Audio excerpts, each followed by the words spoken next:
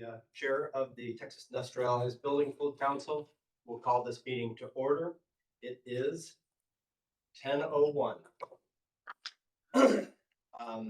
So I please ask everyone if you could please mute your telephones and then mute your mics.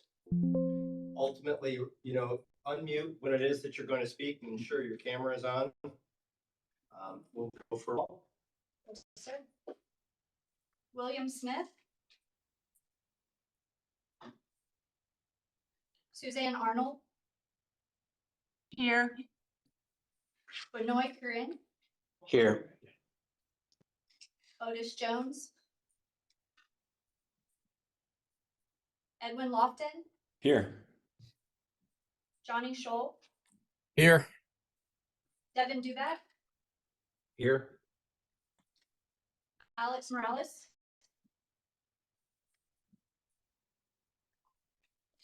Jorge Oliveras. Here. Vice Chair Stephen Shane. Here. And Chair Scott McDonald. Present. We have a quorum. Thank you.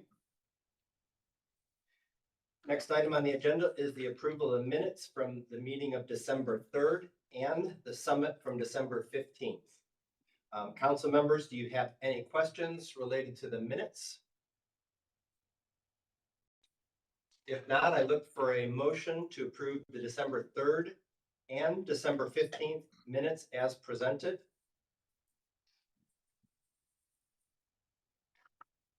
Can I get a motion and a second?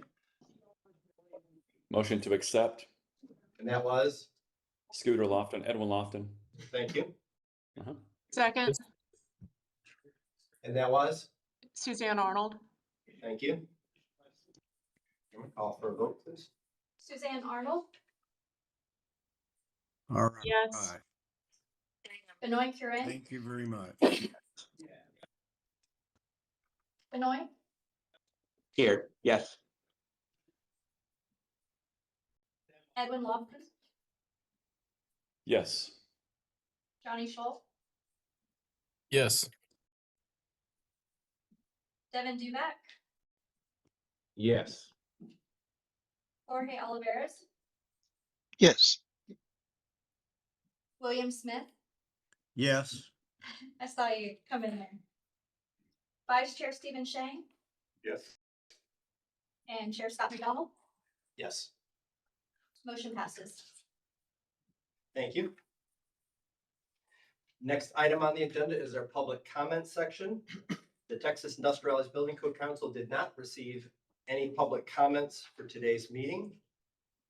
We'll go on to our next item, which is our staff report. Our first will be from our licensing division. Yvonne Lopez will be presenting license permit specialist lead. Will present. Good morning, Council. Yvonne Lopez, licensing manager for this program.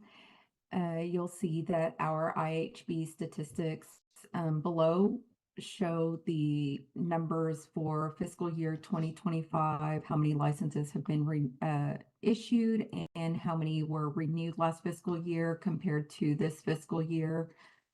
And you'll see the license populations for each of those, each of the different license types that we issue for FY 2025 and FY 2026. You'll see that there was an increase from last year already, and we're just a few months into the fiscal year. Any questions on the statistics?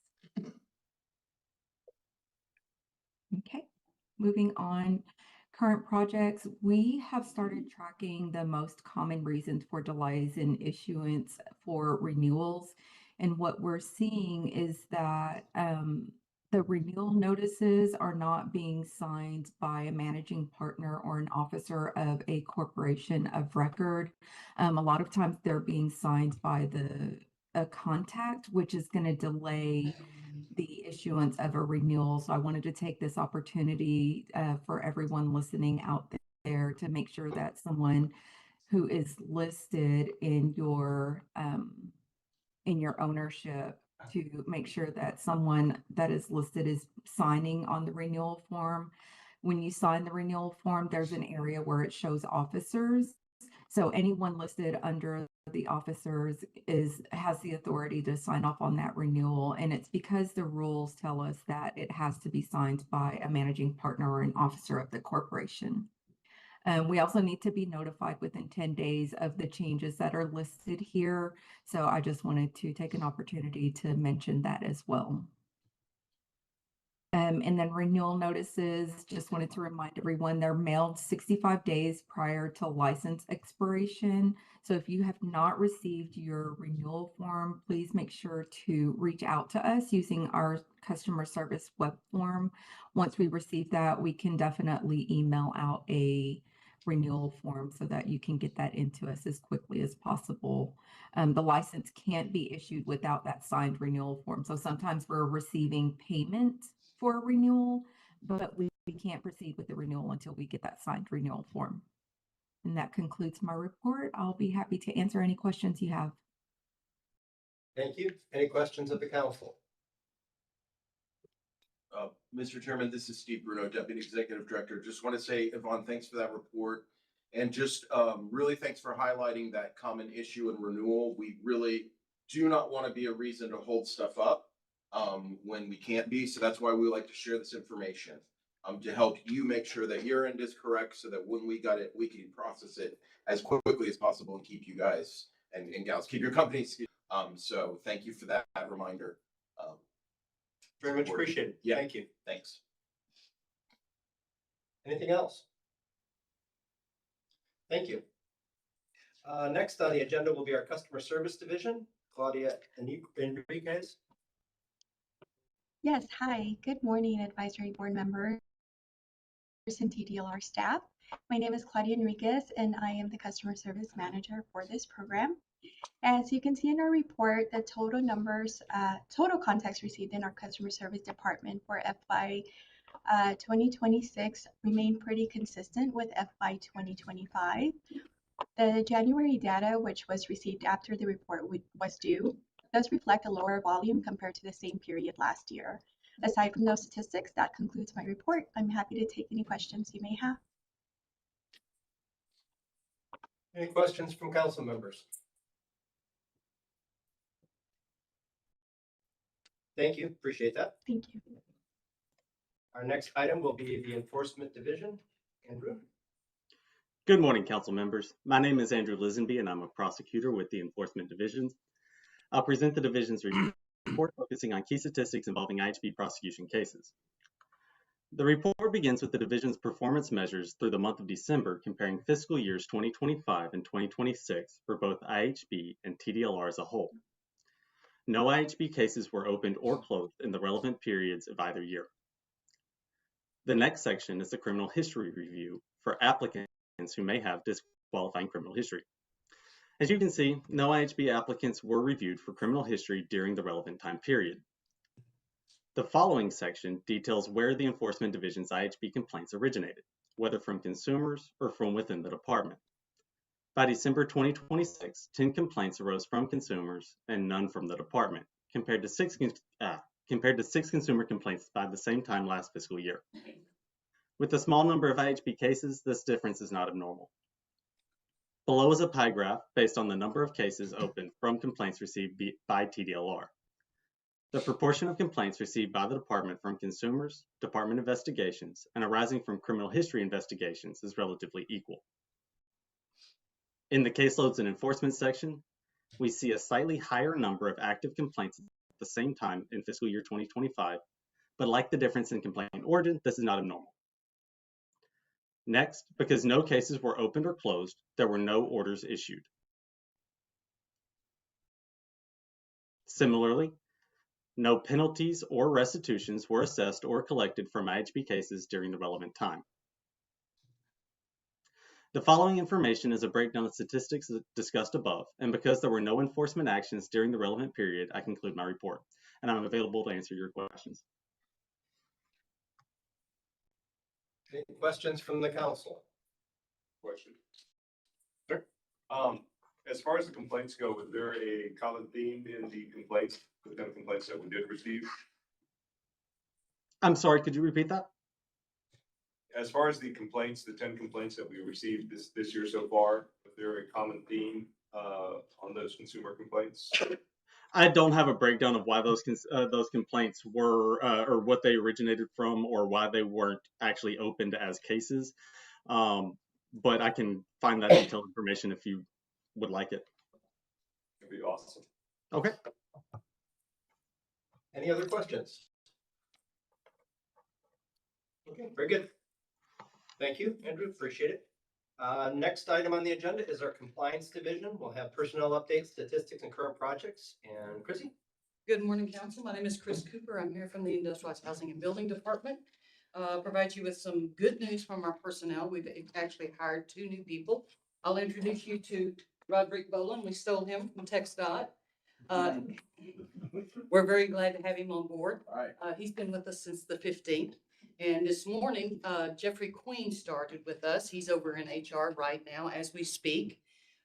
We stole him from the Cedar Park Fire Department, so we'll have someone with a very good knowledge about fire safety. And so we're very excited about that. This is his 2nd or 3rd career again, so we'll be able to reap the wisdom that's available. All that institutional knowledge. Thank you. Yes. Welcome. Great job. Great job on that. So all of our statistics are going to be up through December the 1st, or end of December. You can see how our revenue is, has risen. We're already at 175,000 or 3,601 decals or labels sold. You can see in our regular in-plant inspections by the 3rd party, we've had 997 at the end of December. So we're moving very quickly on that. You can see if you compare it to 25, a significant increase. Certification inspections by staff. We had 1 that we finished up in November, and we've done 0 in December. I'll also say we haven't done any others in the last 2 months either. So all of those certification inspections have been turned over to 3rd-party inspection agencies. And that's reflected in the certification inspections by the 3rd-party inspectors, where we had 13 in December, 5 in November, 10 in October, and 8 in September. So we're on track to have a banner year for our 3rd parties. The 3rd-party design review agencies approved, I'm sorry, I don't have a total there, but 170 sets of plans for September, 175 for October, 143 for November, and 124 for December. So we're staying pretty much on track with what their, same number of sets of plans approved by the design review agencies over last year. We haven't reviewed, the staff has not reviewed any plans as we agreed at our last meeting. We have, I do have 2 manufacturers that have been certified since the last meeting. That was as of, the end of December. We are actively in the process of certifying more. I've got 15 currently in the process that the 3rd parties are certifying. And y'all have any questions for me? I think that concludes my report. How did we certify this company here in India? Our 3rd-party inspector sent someone over to conduct the certification inspections. That's amazing. Yeah. You just wanted to go. No. Any questions of the council? Very good. Thank you, Chris. Great job, Chris. Can I just sit here? I think I'm up again in a month. I think you can. So we have an agency update, and that will be Mr. Steve Bruno. Thanks, Mr. Chairman. Steve Bruno, Deputy Executive Director for Licensing and Regulatory Services here at TDLR. I don't have a whole lot from our last meeting, but I do want to, I know that it's coming up next. I want to thank everyone for your participation in the summit that we held on December 15th. And I'm just super excited about all the work that we've done so far since then, and that we'll continue to do. Very, very excited about the great news Chrissy shared. Our staffing up. We're really ready to make sure that the program remains as strong as it is across the country. And you'll see our dedication to that continue. So that's really all I have to say. And I'm happy to answer any questions or comments from anyone. Council, any questions? Very good. Thanks. Thank you. Okay, so agenda F, we are now going to hear about the summit. Again, Chris Cooper with IHB. We met on December the 16th. We had I felt like a productive meeting. I think we were able to discuss some issues that we've been facing. I'm going to basically just read the report that's available to you for anyone Wait. that. Yeah, Yeah. sorry. Charlotte was gonna do this, right? Was I? The overview of the summit that was held on the 15th. We'll get to the rules work group report. Yeah, Yes. Okay, I'm sorry. I'm fine with her reading it. She had the report, there was a miscommunication between us. Okay, So if you're all right with Yeah, that, this- if not, I will come get the paper from you and I will. I don't have the summit paper. I'm sorry. I misunderstood and I was doing the rules work group. Oh, yeah, we jumped to the. Oh, okay. Oh, I'm sorry. we skipped my, Okay. that was I my have no fault. idea what you're talking No, about. that was my Monday fault. morning, it's all So, right. yes, no. The overview of the summit. You all were there. The summit, we had quite a bit of interaction and discussion, and we've had several emails back and forth since then. We have put together some proposals for, and I don't know if it's on the agenda, but we put together some presentations that were asked for in the summit. Specifically the procedures of when we are going to be monitoring or are proposed of what we want to do, our risk-based, et cetera. Everything that we have put together. Is that on the agenda for you to go over? So I don't want to go over it again. No, Oh, okay. I mean, I can provide it. I have that information. Yes, I do want that provided during this, if you don't mind. Because it's been something we've had multiple meetings on, and this was concerns brought up by Mr. Shang, of procedures. And while procedures are internal, we did want to bring them to you all because this is a big change. And we're not doing certifications anymore, and we are working on specific monitoring so that you see what the qualifications are. If you want to go ahead and just read the document we approved. Okay, that we've been working on. Yes, please. So the criteria for monitoring, the documents that would be subject to monitoring. So each month, the department will use a random number generator to select documents for monitoring. Our current plan is for one document from each of the following pools to be selected. Documents submitted the previous month by each design review agency that submitted pre-certification documents. And number two, all documents submitted for the previous month. So that would make two sets of documents available to us to do monitoring on that were randomly selected. So, I'm sorry, is that then you're just randomly selecting a or multiple? It would be one. Okay, Say one from category one, which would be the documents that were submitted in the previous month by any design review agency. okay, We actually, this is on the agenda as J. And I don't think that, so we kind of skipped. Again, my apologies for not knowing that that's what that was. Okay, So Ms. are you okay discussing it now, or would you like to wait till J? Robert? Robert Race, Assistant General Counsel. Think we got confused there. Yes, we did. So how about this? Chair, if you would like, please call whatever agenda item you want now clearly, and staff will respond to whatever item you call. Okay. So we were on item F Right. and we'll, if we've got that further in the agenda, we can get to that.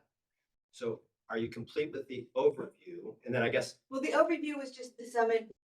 We had the conversation, and what came out of it was wanting to have clear parameters of what we were going to be looking at. And then we apparently put that in J, where we will discuss what we had come up with based on the summit and what came out of that meeting. And primarily, it was rebuilding trust, understanding what the team needs to be doing, as opposed to full reviews of everyone and then relying on our third parties. And Perfect. so that's where we are. no, and so if we're good with F, Yes. then I'll close F and we'll jump right into item J. Perfect. And then that will give council will give you an opportunity to ask any questions on both F or J. Just ultimately they're tied together, but really it's the outcomes from the overview. So that should work nicely if you'll just be patient and we'll hear item J next. Yes, thank you. Thank you. Okay, are you ready for item J? I am ready for item Okay. J. Please and thank you. Thank you. Again, Chris Cooper, Industrialized Housing and Building. So our current plan, where we're at right now, is that each month the department would select from the pool of pre-certification documents. By random generation, we would select one set of documents. And we would also select one set of documents from all of the plans. So we would have one set of pre-certification documents and one set for the everyday in-plant inspections. Those would be randomly selected from all of the plans and documents that were submitted for the previous month, right? And when a third-party inspection agency or third-party inspector is being audited or monitored in accordance with 7060 or 7061, the DRA who approved the documents associated with that audit may also be audited. When an IHM registered builder is being audited and or monitored in accordance with Rule 7050, the DRA who approved the documents associated with that audit may also be monitored. When monitoring indicates that documents approved by a DRA contain deviations, additional documents approved by the DRA may be subject to being monitored. Then that takes us to our risk-based monitoring. Each month, approved documents received from a DRA that include risk indicators may be identified and chosen for monitoring. Risk indicators help to identify additional risk to occupants, users, and the surrounding community, that may be associated with a house or a building's design or construction or the installation site. Risk indicators include, but are not limited to, building and structures assigned to risk categories 3 and risk category 4 as defined by the IBC section 1604.5 and in accordance with IBC table 1604.5. Buildings and structures containing fire and smoke protection features and fire protection and life safety systems as described by IBC chapters 7 and 9. Hazardous occupancy category buildings and structures as identified by IBC chapter 3. Houses or buildings where the wind speed of the installation site exceeds 130 miles an hour. DRAs submitting documents to the department may be selected for additional monitoring based on, but not limited to, any of the following. When a DRA has outstanding or unresolved deviations from a monitoring report. When a DRA has not been monitored during the previous 12 months, 1 year. When a DRA submits documents for Texas for the first time in 12 or more months. When documents are identified by an in-plant inspector or the manufacturer as containing possible DRA omissions or errors. When a DRA is associated with a complaint filed with the department. And within the first 12 months of a DRA becoming newly registered and certified. So those are the criteria that we've laid out that would make a DRA subject to monitoring. Okay, then I guess a question for me would be that, so on the monitoring, I guess, do we have a definition of monitoring? Yes, we do. Okay, can you tell me that by chance? I can. Monitoring reviews are technical reviews performed by the Department of DRA approved documents. The objective of those reviews is to ensure the following: that the design packages for industrialized housing and building modules and modular components conform to the mandatory building codes, the industrialized housing and building statute, and the rules governing the IHB program. That the DRA consistently and uniformly implements the policies and procedures of the council with regard to the interpretations of the mandatory building codes, the industrialized housing and building statute, and the rules governing the IHB program. And third, that the compliance control manuals and associated revisions are compatible with the designs being constructed in each manufacturing facility, and commit the manufacturer to make adequate inspections and tests of every part of every module or modular component. And finally, that the DRA does not provide design services or prepare compliance control manuals for manufacturers for whom it acts as a design review agency. Okay, so if I paraphrase this in a very simple way, it really isn't monitoring as much as it is a review of those documents. Correct. Correct. And it's monitoring that DRA to assure that they're following the rules as laid out in our laws and rules and in your interpretations. Okay, so then it's more than per se an audit of a document or set of documents. It is the auditing of the documents as well as monitoring in the DRA. Yes, because the DRA also has requirements for performance. Okay.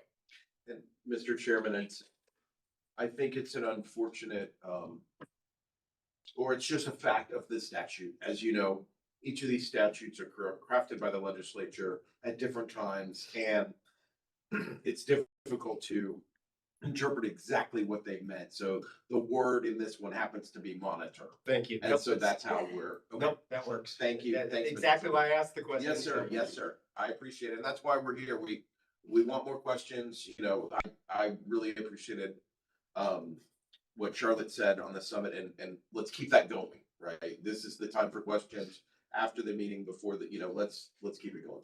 No, this Thank you. sounds I don't great. want to This sounds like a much more. Robert's gonna get upset. I'm gonna go on. No, no.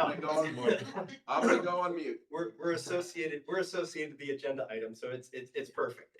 And to me, it just sounds like a whole lot more efficient means for the department, for staff to be able to take care of the business they need to take care of, so we can make, Texas proud. So Exactly. it's good. And so It's you all great. can do your jobs and be out working. And if I Yes. may, Charlotte Mulder, I really wanted this to come before you, before it's been implemented. None of this has been implemented. This is in draft form. It is open for you all to give your opinions or suggestions. And then once we get that, or once we're comfortable with it, then we will put this in place, now that we hopefully have staff who can work on it. But this has not been implemented. I just want to make that clear, that this is something that we're bringing to you in advance before we put it in force. Yeah, and just from it's a policy standpoint, or an SOP, if you will. And Robert, I don't know, not necessarily the best time to be asking this question, but I'm going to ask it anyhow. Is this something that, again, we don't necessarily want this to be a public document, but perhaps can we get a draft version of this for the council to be able to not necessarily wordsmith, but really kind of just work through? And if we need to take this offline, you don't have to answer my question as of yet, but just thinking in terms of, it's a lot of information to digest.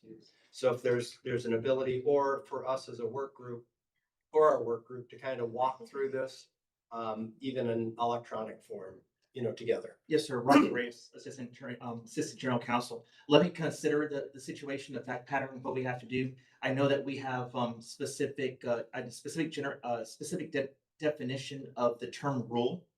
This is obviously as an internal procedure. This is not something that would be going through the rulemaking process. This is internal. Correct. However, let me understand the situation completely, and I can offer a perspective to the co-counsel here quickly. And it's only designed just to try to help to see if we Right. see any nuance that may be able to assist. Yes, sir. And that's why I say, not necessarily to put this out for the public, for public comment, because it is not rulemaking. This is a staff document. We're truly here as an asset and an aid to help staff. So not getting in anybody's business, but if we could just put a set of eyes on it and try to help, again, even if it's a work session. And technically you will, because I believe, as Ms. Melder just pointed out to me, there is an agenda item for a work group. So there will be something technical that you all will be able to see, and that work group will be able to inform the rest of the council. Perfect. I'll stop consuming the time. Council members, do you have any questions? Comments? A few questions. Mr. Shanks, okay. So just to make sure I understand the resource loading on them, so that things don't get backlogged. So the random makes sense to me. We're looking at one recertification inspection and then one from the pool of all plans, right? So that would be 2 per month that staff would need to monitor. Is that the right term? Or Correct. To monitor. On the risk-based indicators, that seems because that seems a little bit less bounded. I'm curious to know where or how we ensure that not every plan that comes through that has a risk indicator is being monitored as well, and that becomes like, oh, we need to review 10 plans, and we get kind of a real backlog going. Well, I mean, our workload would prohibit that, and this is a maybe, it's not a will be on the risk indicators. So when it's a maybe, I guess my concern there is I want to make sure it doesn't become a have to, right? So Correct.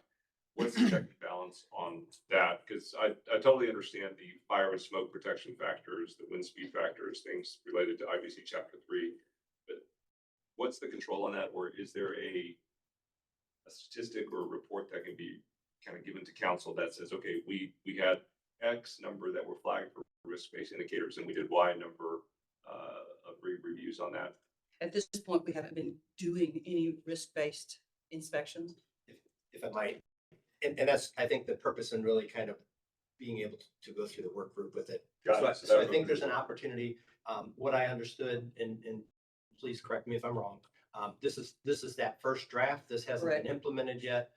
Just trying to bring us up to speed. I think it's very prompt and diligent that, come out of the summit. They've actually put something into work, into framework. And so now we can kind of just massage through some of that, make sure that we've got the checks and balances. And to your point, how it is that we're not overloading staff by virtue that we create a policy that says you must do each and every. Exactly. And if you don't mind, Charlotte, another, the work group, I'm hoping, will help us. We had to start from nothing to create this risk-based. We reached out to our other divisions who are doing the risk-based inspections, got some input, but it's really difficult to come up with what those parameters are. So whoever gets assigned to this work group, our hope is that you can help us with, okay, these are the parameters that we want to put on it. You're not going to review more than 3, or if there are more, you have to meet this level, or just review it and let's see how it goes and report on these things, and then we'll massage it later if we need to, something along those lines. But this is our best shot at it before we have the opportunity to speak with you. I got you. So being that this is the best shot, I do appreciate that we have flagged those risk-based indicators as far as a category for the work group to work through, and that's fantastic. A couple questions that came up during the summit is, and I didn't hear this, is if a plan is going through an audit or a monitoring process, right? And if there are issues that are found, does that halt the project altogether? Or can the manufacturer proceed? Like what's the workflow on that? Because I think that was a concern that I heard in the summit. Yeah, at this point, because we're not doing any, I don't have an answer So directly. that's something else we can have the work Right. group address. Perfect. And then as far as timeline goes, when would you guys like to have this internal procedure in place? So that we can start executing on that? Because right now we're still in that kind of purgatory in between place. Exactly. I don't really have a deadline. No, as soon as possible. Yes. Which is Whenever the work group can meet and when we're able to implement it. gotcha. So maybe we should set a goal as council for this to get done so that, as soon as possible is all. I don't disagree. I think there's an opportunity. I think staff's attempting to get this done as diligently as possible. So I Yes. think, yeah, we absolutely need to follow suit. So Okay. we can't be the barrier. Yeah, great. Thank you.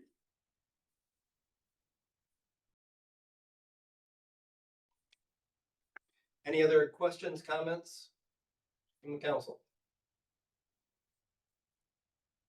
If hearing none, thank you. We will conclude then item J. And we will bounce back to item G, which Chris is going to be you as well. Discussion and possible action regarding approval of third-party inspectors, third-party inspection agencies, third-party site inspectors, and design review agencies. I do have 2 inspectors that I'm asking for the council to approve. They have met all of the qualifications and requirements that are laid out, or they appear to have met all the qualifications and requirements that are laid out in rules. Inspector Wallace Britton, registration number 277, and Michael Kirkwood, inspector number 276. I have questions around whether 277 actually qualifies. No, I'm kidding.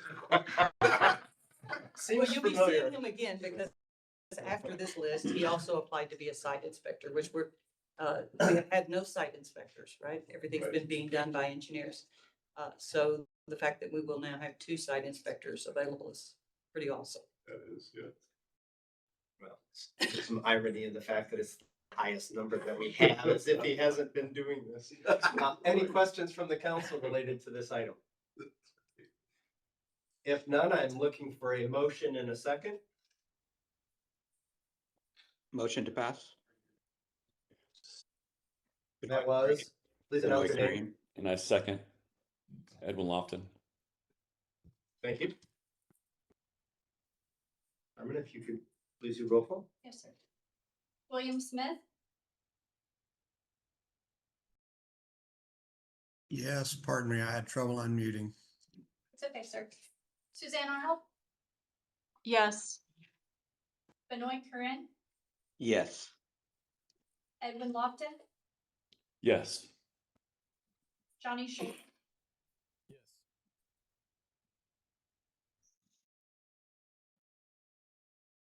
Johnny Scholl. Yes. Can you hear me?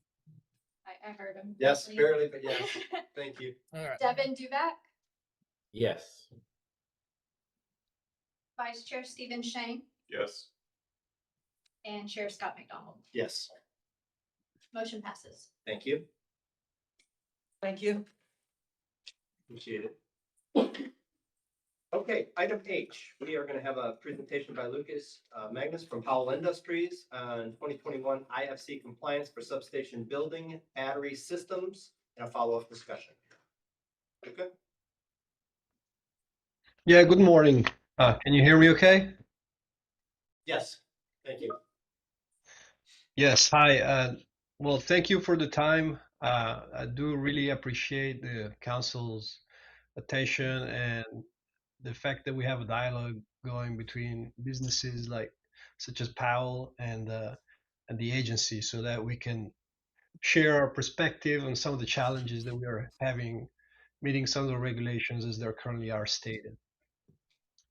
I'm Luca Magenis. I'm a professional engineer in the state of Texas. I am a product line manager for Powell's power control rooms, which are modular buildings that contain substation equipment, so high voltage switchgear and other power distribution equipment that is used to control power. Our customers are utilities, but they're also private enterprises such as big industrial companies and corporations that may have a need for purchasing power at high voltage and then distribute it themselves within their facilities. Or they may have perhaps some on-site behind the meter generation for which they need some power distribution equipment. So we deal really with a variety of customers. And Powell is headquartered in Houston, but we do operate in all 50 states. And as such, we do have a need for monitoring all these different regulations and across all different programs. As you can imagine, Texas is just one of them, but we do have to comply with all the different agencies such as TDLR, IHB that may be operating in different states.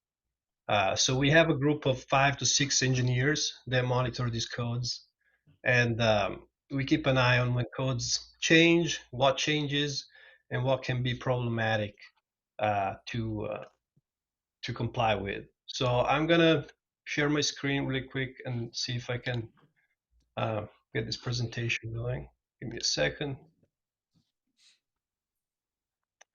You also should have received a copy of it in PDF. So you can follow on there in case I'm not able to share my screen. I can always share it for him if he has trouble. We can share it for you if you prefer. Can you see my screen? No, sir. Yes, it's a delay. Oh, yes, we have it. All right.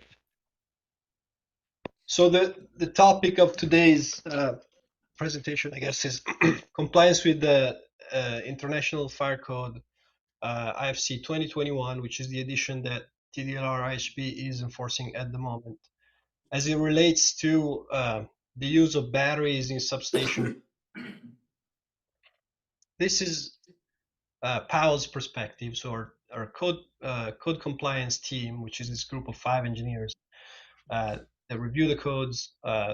We put together these slides as the kind of our perspective on some of the items and challenges that we're currently facing complying with the IFC 2021. Some background of introduction.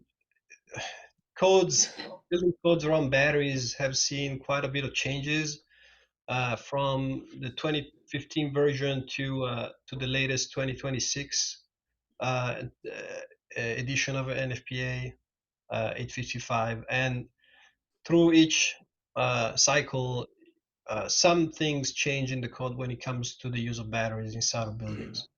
The main reason is that with the deploying of renewable generation, the use of batteries has been complementing that renewable generation. So when the wind is not blowing or the sun is not shining, batteries can capture during the daytime the energy and then release it when it's needed, and when solar panels are working or wind farms are not producing electricity. So these systems, known as battery energy storage systems, BESS, they're very large containers full of batteries, and the main technology that's used to deploy these, it's lithium ion. So there has been a lot of lithium ion batteries and this big group of batteries deployed throughout the state, in terms of and across the states really. Um, in terms of the risks that come with these type of batteries is there has been demonstrated cases of fire events and explosions. If you recall Moss Landing, California, that was all big battery storage facility out there. So there have been demonstrated challenges around the use of lithium-ion technologies. And there is definitely a concern about fire and potential explosions.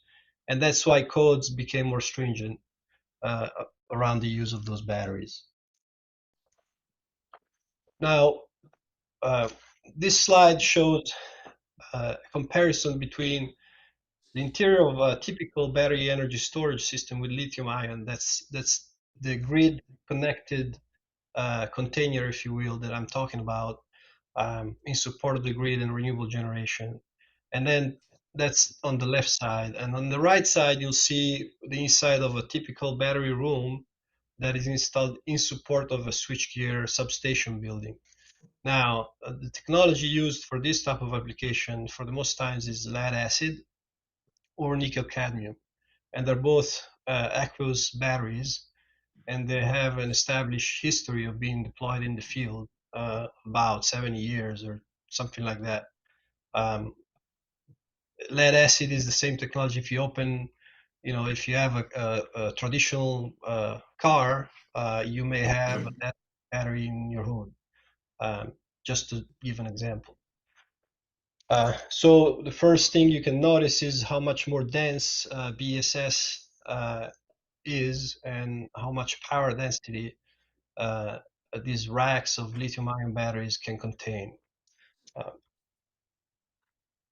Here is a little bit of a comparison snapshot of the differences between lithium-ion and lead acid.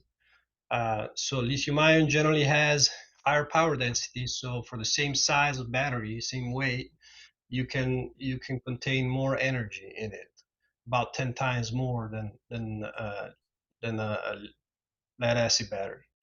And so it does with energy density. So per weight of battery, how much energy you can contain. These batteries also typically operate at higher voltages, about over 1,000 volts as they are connected together, while lead acid batteries in substation buildings typically operate at 125 volts DC current. In general, lithium ion has been an evolving technology, especially over the last 10, 20 years. And so new batteries come out, new products, new technologies, and most of them are fabricated overseas. So there may be also some, quality challenges at times. While lead acid is an established technology, and again, it has a proven record of being used for decades in the field. Below there is a link to a report from NFPA that has determined that lead acid batteries do not pose a significant inherent fire risk as compared to lithium-ion batteries. So this is something that you can access. It's publicly available, and we've linked at the bottom of the slide. Here is a summary of the main requirements for the use of batteries inside substation buildings, and how they've changed in the different editions of the code. So at the top, you'll see the edition, the year of the code, 2015 through 2024, and then the 2027 is not out yet, but the NFPA 855, which is frequently referenced in the IFC, is out, and so we reported what that document states in this table. The main items that are being challenging to comply with are the ones in red. So fire separation, size and separation. So this is a requirement that came into existence in first edition on NFPA 855 in the year 2020.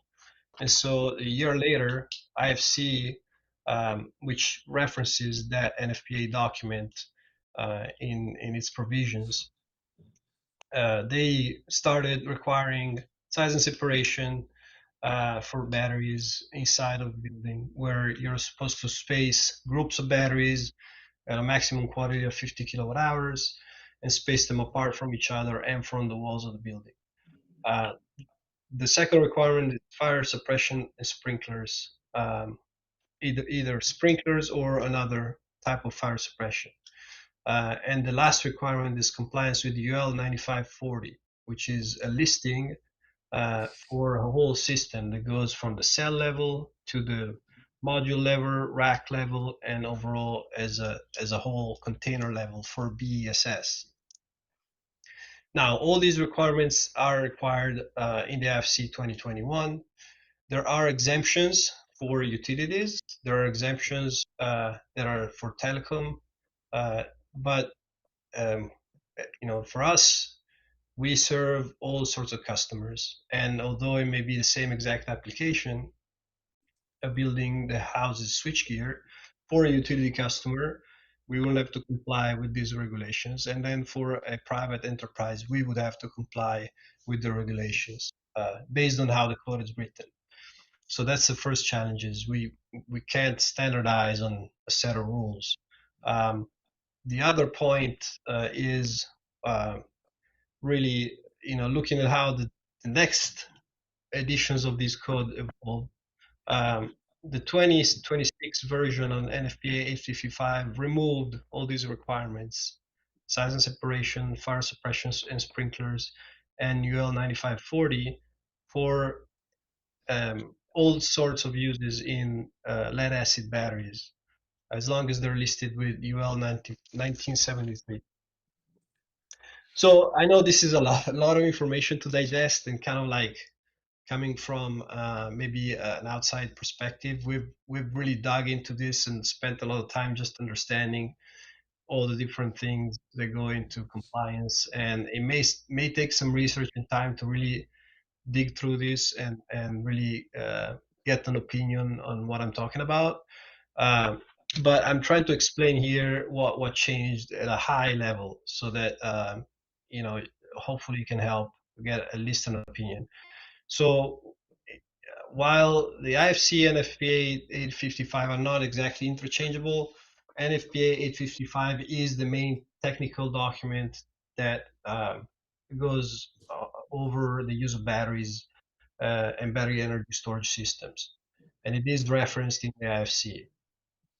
After the introduction of such document in NFPA 855 in 2020, IFC 2021 added requirements for fire suppression, separation, and UL 9540 listing for lead acid and NiCad batteries.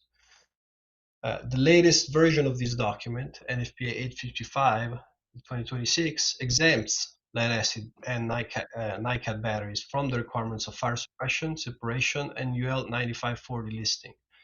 So we're speculating here, but the next version of IFC 2027, we're expecting it to reference this document and allow for the same type of exemptions.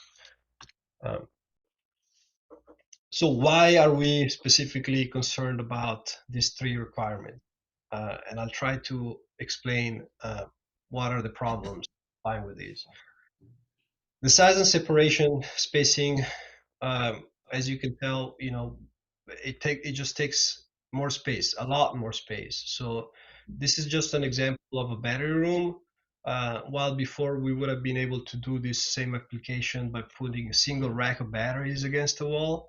Now we're having to expand the room to be significantly bigger in terms of square foot, wider and longer, and space these racks between each other by that 3 foot. So that can impact our ability to even execute the job and ship these buildings to the right location.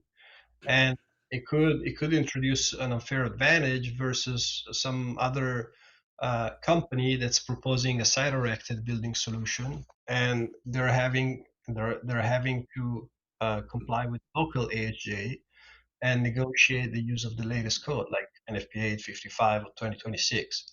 So if that were the case, we would find ourselves in an disadvantaged position. Now, when it comes to fire suppression, the code calls for water sprinklers as a prescriptive measure. Now, water sprinklers over high voltage equipment can create a hazard.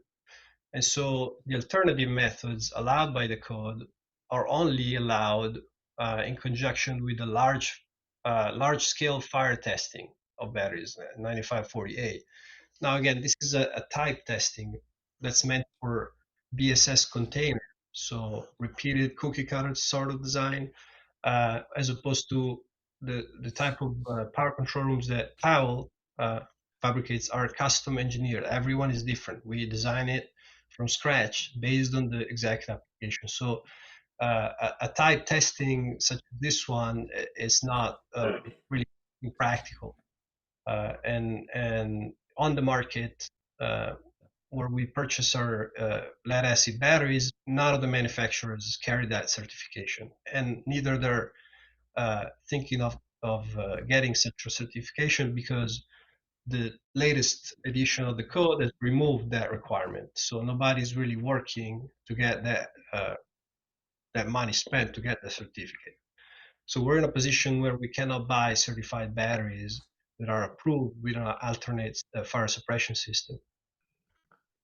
A similar conversation for the UL 9540 compliance. 9540, not 9540A. 9540 is the overall listing for BESS. And again, we're in a position where commercially lead acid batteries and NiCad batteries are not available. They don't come with such a certification. They have the other cell level certificate, but they don't come with a system level BESS certification because their application is really not to serve the grid with these lead acid batteries. There's not a market for them. And their market is to supply to customers like Powell or other manufacturers that build buildings for the grid, but to support switchgear. And so they're not planning on getting that certification either because that has been removed by the latest code as well. So in conclusion, and again, I really do thank the time and the fact that the agency is willing to hear businesses with their challenges. But our conclusion is that lead acid and NiCad batteries have been widely provided as backup power for electrical distribution systems with an excellent safety record over decades of service life. There's no practical path to comply with IFC 2021 requirements for separation, suppression, and UL 9540 for lead acid and NiCad batteries in substation buildings. These requirements have been removed in the latest edition of an NFPA 855 2026. Following the latest edition of NFPA 855, Powell advocates that TDLR provide similar exemptions for lead acid and NiCad batteries with respect to separation, suppression, and UL 9540 listings. And this is all I have. And I'll take questions. Ben. Thank you, Luca. Council members, do you have any questions?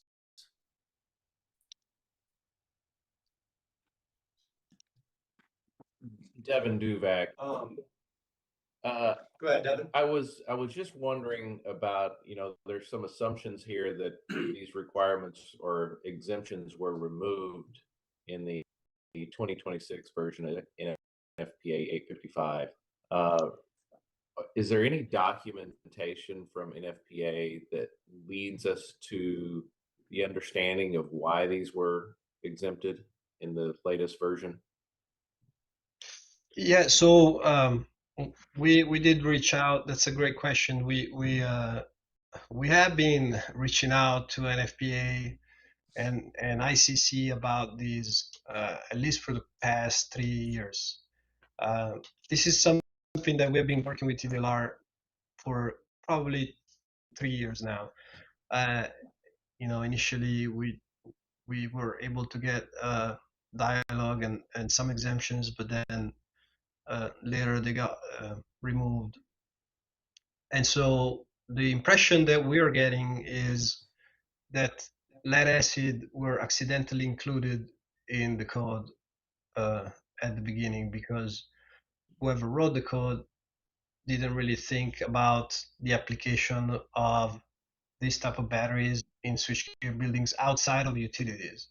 So in other words, the space that's probably a niche space of industrial customers that have private properties, but they still use power distribution utility grade equipment was not really envisioned. And that's something that they were mistakenly included. And then over time, it was taken away. But I don't think the intent was to ever include this type of batteries as part of the requirements to begin with.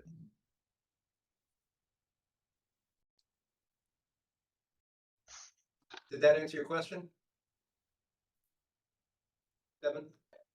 I think so. The reality is, I was hoping for some documentation from NFPA and or ICC that from the process of making these updates that would lead us to believe the assumptions. Yeah, I think I guess we can share a document with exact exemptions from the NFPA document if that helps. Yeah, it's really not.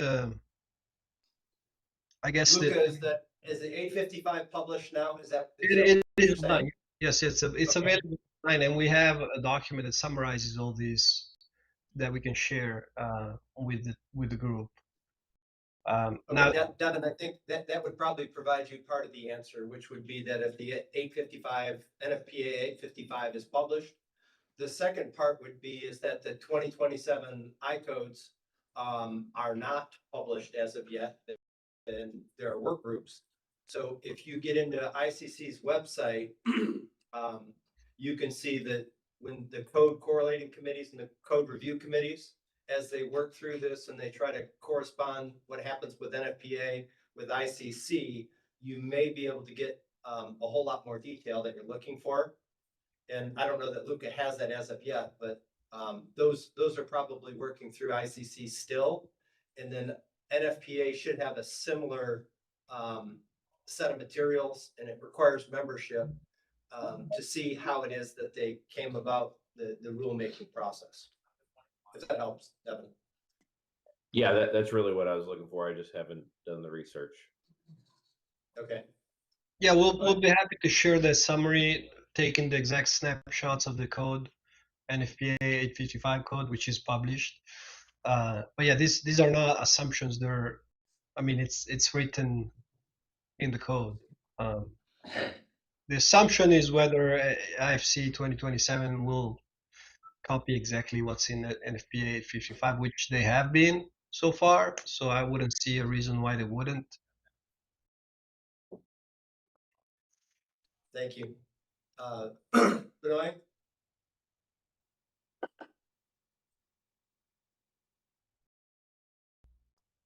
You're on mute, Binoy.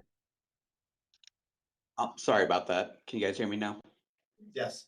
Okay, yeah, so just to kind of add on to what Luke was saying, also maybe even to respond to a little bit to Devin. So the exemptions, as we were looking at the 2018 IFC code, there were exemptions for lead acid batteries in that code. When the 2021 came out, I think that's when they were really addressing the issues with all the fires that they were having with the lithium ion batteries. So what we believe happened was when they started making all the restrictions to address the fires with lithium ion batteries, the lead acid battery stuff got swept under that. So I actually have something in writing from ICC where I asked them how come the telecom was exempted in the size and separation requirements, fire separation requirements, and not lead acid. And their response back to me was because of the proven safety record of the telecom.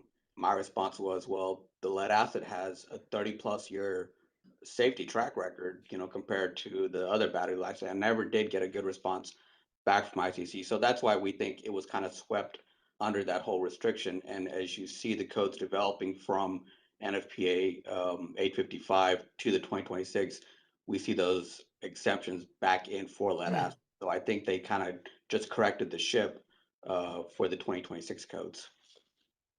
I'm sorry, for the 2026 NFPA 855. Thank you, Benoit. Luca, thanks for the presentation. I'm curious, have you guys talked to other states or other AHJs about this matter, and how has the response been from others? Well, TDLR is the first one that I guess where the challenge became a big challenge. Let's just leave it at that. So you guys are the first ones that were having in-depth conversations and trying to resolve this. We haven't had necessarily the same level of enforcement in other states so far. And this is a specific thing about 2021. I mean, 2024 and later, there are exemptions in place that we can claim that, for example, we would fall within the same scope. I don't know if that answers your question. Yes, thank you. Any other questions?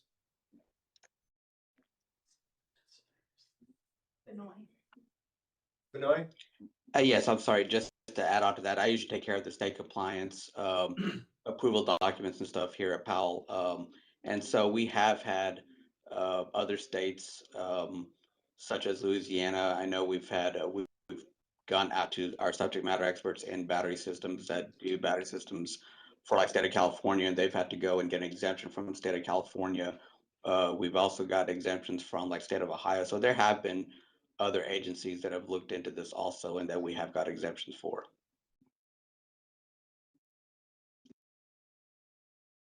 Thank you. Any other questions or comments? Very good. Thank you for your presentation. I will move to the next item, which is item I, which is a discussion. And I guess for a point of clarity, we have some technical provisions that we need to work through. How the item is posted is a discussion and possible action regarding the submission of ABB Inc. for approval of alternate materials or methods of construction under 16 Texas Administrative Code, Code Section 70.0 or 103. We're going to change this slightly today. And what this will be is just a discussion regarding the submission. And we're going to go ahead and take the presentation, walk through the discussion, have questions, answers, and we're going to come back. We'll reconvene a meeting on February 11th to take any possible action that we would take. We're just not going to take any action here today. So we'll have a 2-week hiatus, if you will, for any action. Any questions from council? Very good. With that being said, then Steve, if you don't mind. Hartman, would you be able to share my 2 slides? Yes, sir. To the council and staff, I very much appreciate the opportunity to speak to you today. And I appreciate the flexibility with regards to the procedural aspects. My name is Steve Chomik. I work for ABB out of our Houston office. I'm project director on a large project called Rio Grande LNG here in Texas, in Brownsville. This project, we are actively working on both phases 1 and 2 for the project, which is phase 1 is trains 1, 2, and 3. Phase 2 is trains 4 and 5. And there's more coming, is what we hear from our ultimate customer. I have with me Trey Little, who's online. He's from State Service, who's one of the certified manufacturers working on our buildings. There's 4 others. And I also have with me Roman Reyes from Bechtel Energy, who is my customer. We've all been caught up in this IFC 2021 topic for pretty much going on 3 years now, and various aspects of that. So phase 1 was built with the exemptions, and it's phase 2 is very important that we get a path forward. Otherwise, you saw the impact on the battery room from Luca's presentation. We'd be supplying battery rooms with some switchgear tacked on instead of the other way around.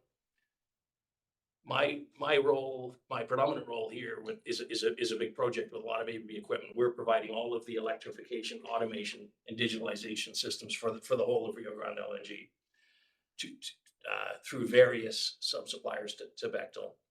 These are power distribution centers, which is effectively what Luca was speaking of, and also equipment rooms where the control cabinets are installed. So all up, phase 1 is 30 buildings, 30 what I would call e-houses, and phase 2 is 13 more buildings. The construction at site for phase 1 is well advanced. There's commissioning happening it's obviously on a staged basis, but there's commissioning happening on some of the earlier buildings to bring power to the site in the high priority areas. And that will follow on until first gas. And phase 2 has been awarded, and we are actively in the design stage submitting packages, which is quite straightforward because the intention is for them to be identical to phase 1, not 2. Otherwise, we're going to affect the plot plans and layouts. And that's why this issue is so important, because if we were to have to stop and make big battery rooms, we would go back into recycle, and the client would incur significant cost and schedule impacts. So I'll go on to my next slide, please. Now, Luca, what a great segue. I mean, he went through it in great detail. My request, of course, is specific to one specific project and the potential impacts on that one project. When we went to IFC 2021 as part of the new mandatory codes and standards in July of 2024, this was the one aspect of that hit us hard, and we've been looking at various ways to comply since then. I probably have a slightly different interpretation than Luca, with all due respect. NFPA 855, since its original issue in 2020, has been consistent in its exemptions for lead acid batteries. So there was a 2020 version, a 2023 version, and a 2026, which I to be honest, haven't even looked at 2026 because in terms of this discussion, 2023 is the one that the ICC codes now make reference to. So I would confirm then that NFPA 855 has been consistent from 2020 to now with its acceptance for lead acid batteries. IFC 2021 is the only code that came out without the exemptions for lead acid batteries. So you had, as was said earlier, 2018 effectively had the exemptions. 2021, they were removed for this sort of applications. They're still there for utilities, and yes, they're still there for telecoms, but they're not there for industrialized buildings. The 2024 version of the IFC it's back. Not only is it back, but it's very specific about NFPA 855 2023 version. So it acknowledges that the wording in the IFC code comes right out of NFPA 855 verbatim, but it also has it now in the list of reference standards, which means its compliance is required front to back, not just specific excerpts. And that, again, is in the IFC 2024, which I presume is where TDLR will go in the next code cycle. I can't say you're not going to skip and go to 2027. And to be honest, I haven't looked at 2027. I have no input. You can't look at it, but it hasn't really been relevant to my world. So 2024 is, and assuming that's where we go next, the exemptions are back, as is full NFPA 855 2023 compliance. So I would say, and this is my personal opinion, but having become very familiar with the subject matter, the removal in 2021, given that it's back in 2024, would appear to be an over, let's just say, I'm going to call it a mistake, and that's probably not fair. But the fact that they're back would suggest it was decided later that it wasn't necessarily the right move because of the impact it's having on lead acid battery installations. Which, quite frankly, I mean, I was reading this morning about an incident in Surprise, Arizona in 2019. That's what started all this, where a container full of lithium-ion batteries not only went into thermal runaway, but built up gases inside the container. That when they opened the door, two firefighters were seriously hurt because it exploded as soon as the concentration went between the lower and upper flammability limits. It blew up and almost killed 2 firefighters. That's where this all comes from. But again, lithium-ion batteries, not lead acid. Lead acid batteries have a completely different failure mode with regards to the generation of hydrogen gas when charged, and especially when overcharged. One other piece I want to share, because it's germane to the discussion, is that there's 2 paths here. One is the exemptions for lead acid batteries. The other path is the 9540A testing that was referred to. Our battery supplier on Rio Grande LNG, who's Enersys, they're a big name in lead acid batteries. They have actually tested their batteries to 9540A, and they passed. The test report is included in the package I submitted as one of the attachments. That interpretation of the test result is clearly a pass. What they do is they overcharge 20% more than it's rated for, and leave it for some period of time, like two weeks. And they monitor the effect that has when it finally does fail, what it does to the cell next door and the module next door to that. And that's the essence of the test. And then the other thing I'll just share is that there's 9540A, which is a test standard. And there's 9540, which is a standard. And the IFC 2021 requires compliance to this UL 9540 standard. If you open up UL 9540, what you'll see is on the very first page, it says specifically excludes lead acid batteries. So you got to catch 22. You can't comply because the standard excludes lead acid batteries. So again, suggesting that the IFC 2021 perhaps didn't really come out in a usable way by the industry. So in 2024, that all gets corrected. So, and 9540 is not required when you're talking about lead acid batteries used in specific circumstances, one of which is batteries certified to UL 1973, which was mentioned in Luca's discussion, which we have that. It's in the package I sent you as an attachment. And secondly, so there's it used with a uninterruptible power system that is itself listed and labeled to UL 1778, which again, we tick that box. That's certainly the case, and that's in that certificate is in the package that was submitted. So on the whole, there's a lot of detail in the package that I submitted, but it covers the whole situation. And we structured that in a way to justify each of the clauses in IFC 2021, how our design as it stands does not compromise the safety in any way, shape, or form. So that's what I had to say, and I would say, Roman, was there something you wanted to add, or? So Roman Reyes, Bechtel Corporation, we are a IHB. We need him. Am I okay to speak? No, please go, move to the front so that way the microphone can pick you up. Thank you. Sorry about that, I thought. No, it's all good, all good. Such a complex topic, no one person knows it all, so. That's right, that's right.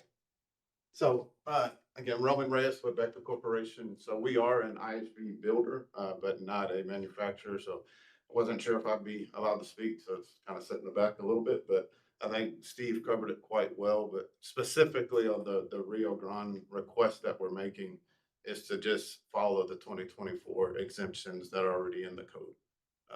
We're not asking for what may be in the 26, which I think from an industry standpoint does offer, from what Luca was presenting, probably a little bit more flexibility. But for Rio Grande, we're really asking for what's already approved in the 24, which just have not been adopted by the DOR. And for a point of clarity for me, can you tell me, I heard reference in the 2018, this was acceptable or was not acceptable in the 2018? Was acceptable. Yes, so the Was same acceptable. exceptions were in 2018, removed in 21, and re-put back in Perfect, 20. no, correct, needed that clarity, thank you.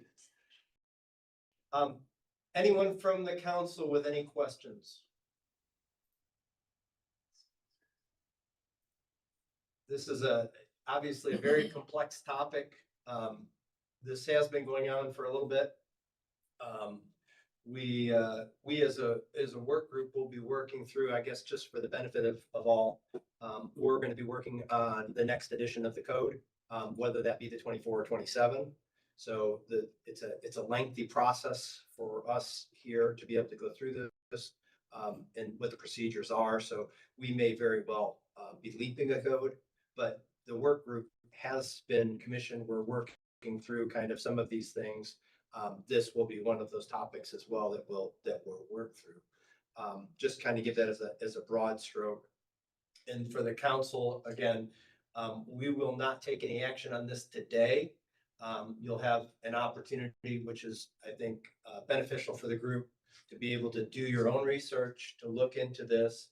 I encourage you to look at, again, some of the previous code hearings will help with how some of this transition has occurred, both from 18 to 21, 21 to 24, and then the ongoing code hearings. They may not have even discussed this topic as of yet. I am not familiar. But you will have an opportunity over the course of the next 2 weeks to make sure that you're well versed in this. You have a good understanding and a grasp. You have the backup materials that have been provided to you today, and then we can, truly make that decision at that point in time. Mr. Shane. Question for staff. I'm gonna ask staff questions, right? Sure. Okay. Has staff studied this topic, and if so, where are you guys landing on this? Well, thank you so much for asking. If they can come up to the table, that'd be fantastic. Do you guys want to come up to the other table? I don't know if it's the best time, and forgive me, I don't know if it's the best time for staff to maybe address this. We would love to weigh in if you Please, don't mind. okay, then, Okay. yep, absolutely.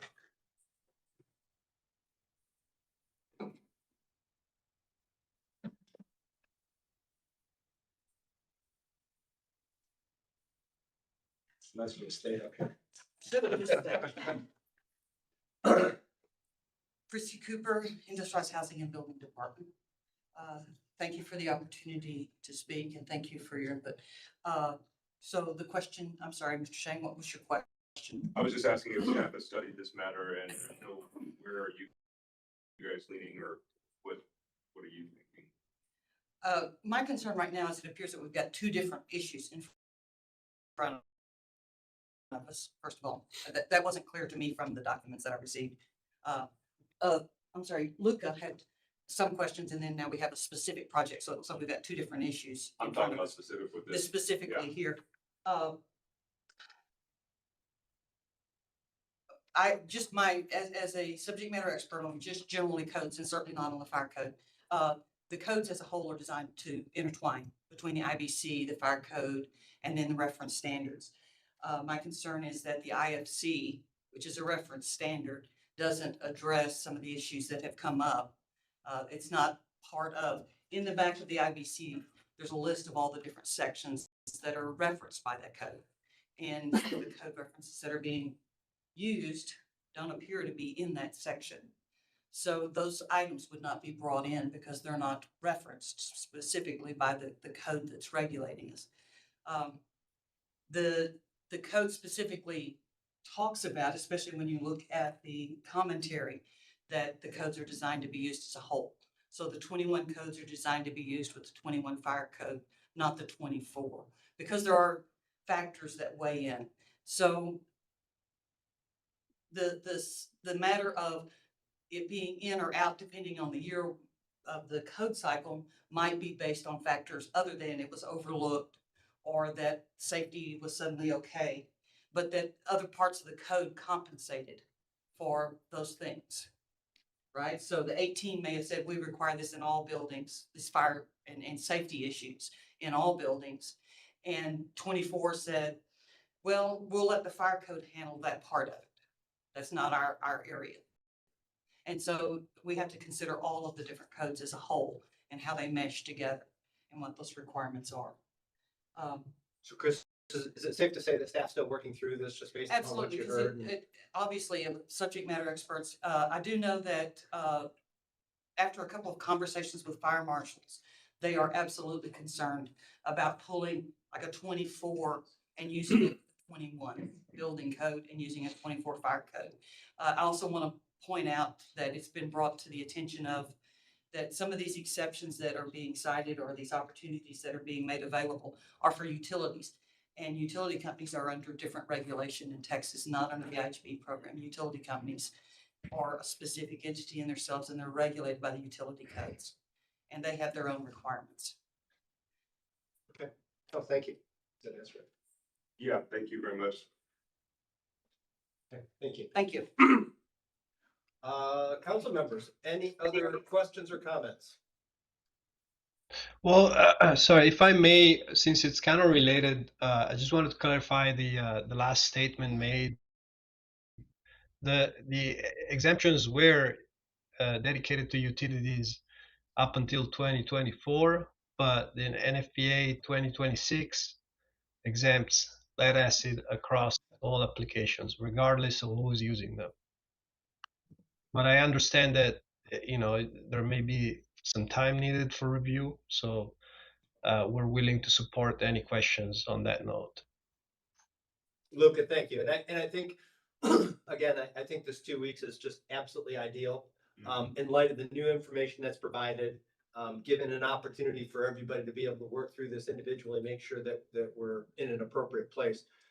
As an individual, I'll make maybe a recommendation. I don't know. No.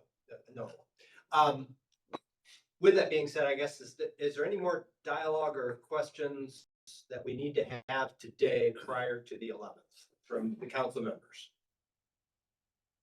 Will we get all these materials from you guys, but also from staff on kind of what they're thinking before the meeting? I guess I would ask of staff that they share whatever materials have been provided and will be provided. What specific materials are If for there's you? additional materials. Additional materials. Yes, that they provide. I would hope so. Yes. Yes. I mean, we're in the interest of full disclosure. I'm sure everything whatever we receive from the four manufacturers who are the proponents of the project as well as staff, will forward anything through OSC to the council immediately. That'd be Maybe fabulous. we get it at least 3 days before the meeting. So As soon as they receive it, I'll get an instruction to send it on to the council in. And then I guess, and I saw Benoit, you had a question, if you can hold on just 1 minute. And forgive me on my ignorance on this, did you have a fire protection engineer specifically work on this? And anybody that is a code fire protection engineer? No, not on this project. Okay. That was just my question. Benoit, you had something, I'm sorry? Oh, yeah, I'm sorry.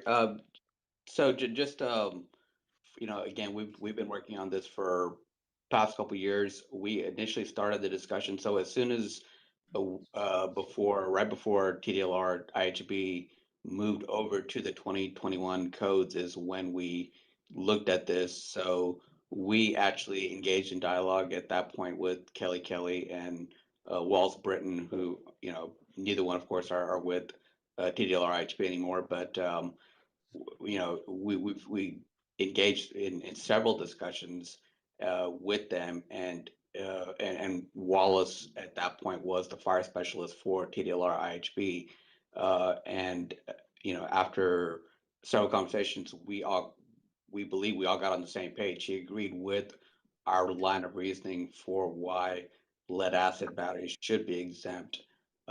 Unfortunately, that kind of got reversed on us. We actually started designing buildings towards that conversation because we did have that exemption in place. And then, of course, that got changed and we were told we couldn't get that exemption anymore. So again, it's been a little bit confusion for us. And I know there was some conversation saying that we couldn't just adopt a portion of the 2024 IFC code. And I don't know if that's what really we were asking for, is just to adopt a portion of that, but really what we were asking is to look at the overall safety record and the previous exemption, because we believed that it was a mistake for IFC to include the lead acid batteries in those restrictions. So just wanted to bring that discussion to light too. Thank you, Benai. And again, whatever the basis that staff had at the time, obviously the environment has changed, and I'm very optimistic that we as a group can certainly go through the material that's been provided, the request that's being asked, with an understanding, and we have several code experts on this panel that I think can interpret code and how the code cycle works. So I'm optimistic that we can work through this. Again, what the past was, it just is that. The current place that we're at today, we're going to try to work through. I think it's good conversation, it's good dialogue. There were a couple of things that I heard today that I wasn't aware of, which is useful. And I think that we'll have a few fruitful discussion and truly be able to take some action on what this request is at that point in time. I will say that I think it does provide an opportunity for anyone that may be listening to this, that may wish to provide feedback, to please do so. I think that, any of this input, the transparency that we have here, being able to work through this, I think benefits all of us. We all want to have safe buildings in Texas. We're here to serve a purpose. And nowhere in this do we want to stymie any economic development. Nor do we want to harm anyone that's in a process that's continuing to go on something that, phase one was approved on the basis of what code cycle. A new code cycle has had some changes. We adapt to that. And I will just tell you from my experience, wouldn't matter what jurisdiction you're in, whether you're in a county government, whether you're in a city or whether you're at state level, code changes have profound impacts that sometimes aren't recognized. And that's why it is that we have, again, these variance processes or appeals processes to be able to work through and walk through to see if we can't find resolution to what that is. So I've heard a lot of good information here today. I think it's very fruitful.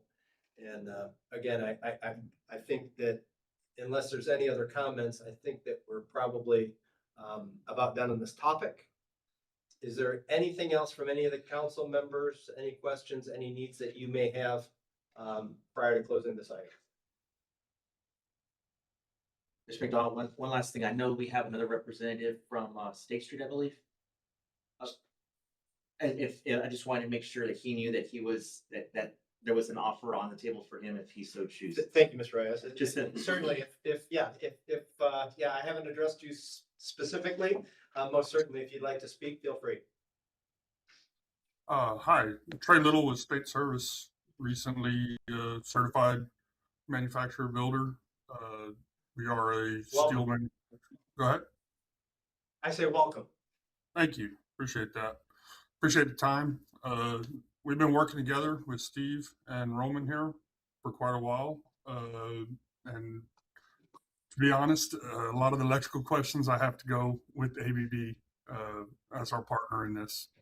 So appreciate Steve putting together all this package and appreciate the time from everyone. I don't have much more input on it. I believe Steve and Luca put together a rather good presentation. Very good, thank you. Thank you. Mr. Reyes, I appreciate that. I was glad you did that. Oh, no, no problem. Want to make sure everyone worked very hard to get on the call today. So want to make sure everyone had an opportunity. Thank you for the time, sir. Thank you. Yes, sir. Thank you.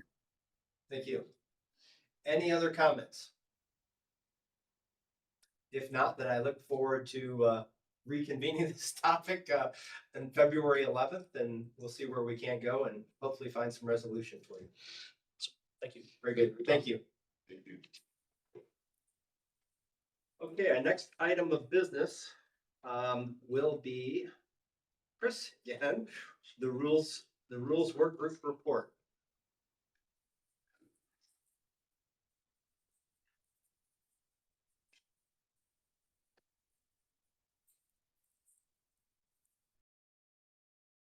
Good morning. Good morning. Hello again. Hello. We're gonna quit meeting like this. Let's do it again on the 11th. Again, my name is Chris Cooper. I'm with the IHB program. I was going to provide just a general report on the work group, an overview. We met on December the 16th. Let's see, and we wanted to continue some of the items that we had been had hoped to have discussed in the past and kind of fallen by the wayside. Primary, we wanted to talk about the implementation of the ICC 1200 and 1205 standards, which are the standards for modular construction. At the meeting, myself, Chrissy Cooper, Wallace Britton, Jenny Lee, Flo Newton, Delisa Hamilton, Robert Reyes, and Code Council members Stephen Shane, John Scholl, and David Duvac. The meeting opened with a discussion on the utility of attempting to fold in the 1205 and 1200 standards into the current department processes. With our new processes and internal programs and the changes that we're undergoing, it would be difficult to incorporate those items. And that was, it's really too early to start the standard, or I'm sorry, it's really too early to begin implementing either of those standards into our new processes. It was agreed that we would review those for alignment once we have our new internal processes in place. And that will be probably after the next adoption of the updated codes. We would look more closely at the 1200 and 1205 being included with that. We do have the new internal processes that we're trying to get put together to streamline the program. The bandwidth for the program is very limited because of our staff shortage. And I don't anticipate truthfully that to be a lot better in the immediate future, because we do have to get the new staff up to speed for them to be able to contribute where we need them to contribute at this point. The work group members and the staff agreed that the more pressing issue might be to consider adopting the new upgrade or new code cycle of the National Electrical Code. And that would bring us into the 2026 NEC. And that would get us in alignment with the state requirements for other buildings outside the modular program. So when the new code cycles come out in 27, we'll have an opportunity to really review those and look at adopting that. And so that at the conclusion of the meeting, the work group requested that the staff first update to the new NEC, and then we'll follow that with the development of our new internal processes. And then afterwards, the 1200 and 1205 would be reviewed for any possible incorporation into those processes, and along with updating the new ICC codes. Any questions? I guess maybe I have a statement or a question, and I unfortunately did not make that work group meeting. But thinking in terms of what I heard here today is, and again, this is for the work group to work through, but I think from a priority standpoint, it almost seems as if the processes need to come first. Correct. I think looking at the 2026 NEC to be aligned with the state adopted electrical code makes all the sense in the world. And then simultaneously looking at adoption of the next edition of the I codes to include the 1200 and 1205 as a portion of that work, not being two separate items. It would just be through the code adoption process and the rulemaking process. Correct. So that would be my recommendation, I think, from that. Not that this necessarily is the place to do that. I guess I just want to go on the record to say I think that the processes probably need to be done first. That piece can be done in conjunction with getting new staff up to speed on what they need to do and how they need to do it rather than code making. So, And just to clarify, when you say process, you're talking about item L or? my assumption is yes. Okay, yes, got it. And any other processes that may benefit staff. If the work group can assist with that, of course, we're good. And you know, we've already talked about maybe having or we will be having a work group to talk about some of the new processes. Yes. And I think that IHB is looking at all of our processes in efforts to streamline and utilize what our limited staff to our best capabilities. Yeah, just, figure out what's the best way to do it, right? That's what we're trying to get. And we're actually absolutely depending on the work group and the council to help us with that. Yeah, we have to work lean, right? So Exactly. however we work lean and get it done, that's what we need to do. Any questions or comments from the council?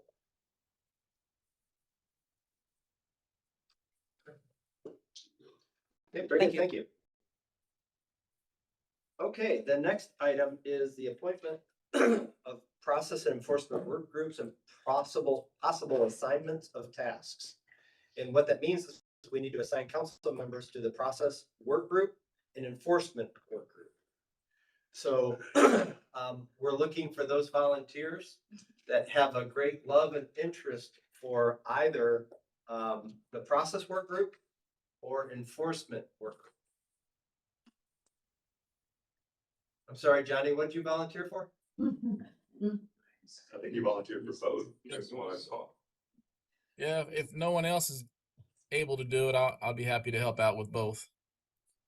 Oh, I think there's some others. I just figured I'd pick on the first person on the top left of my screen, so. Yeah. I'd be happy to participate in process. Thank you, Suzanne. Would as well. Stephen, thank you. Process. Does no one like enforcement other than Johnny, of course?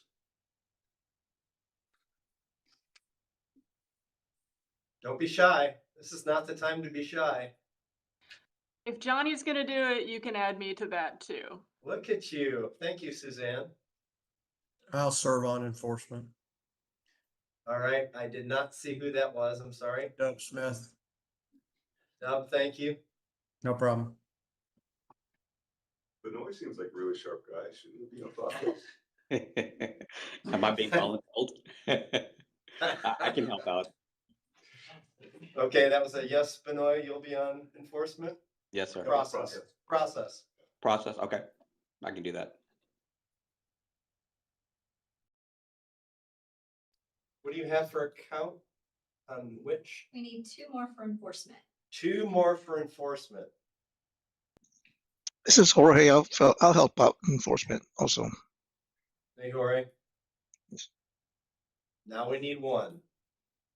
And there was 1.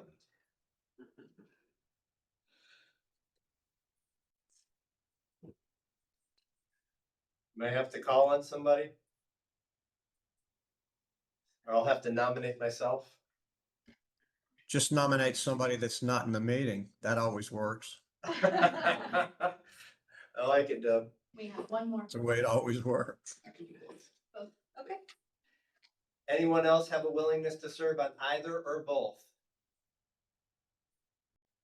You are now not being forced to. We have enough members. It's just if you'd like to participate, please feel free. Okay. I think that takes care of it. You're all set, Carmen? Yes, sir. Okay, very good. I'm sorry? Can we get a summary of who those are? I just wanted to make a note. I will definitely send those out to everybody. Thank you. No problem. Thank you. Okay, next item on the agenda is recommendations for agenda items on our next council meeting. I think we have one.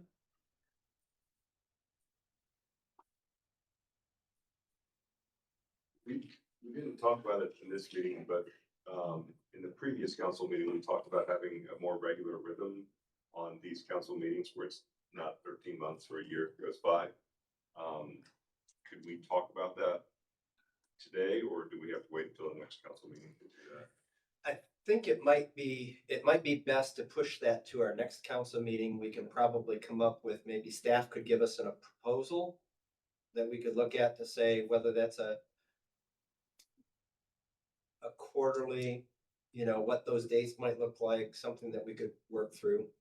Charlotte Mulder, it also could be something the process work group discusses. Oh, that works for me. So which would you prefer, process or be on the next agenda? Let's do it in the process. That way it's a smaller group. Okay, very good. Yeah. So any items for the next agenda besides what we have planned?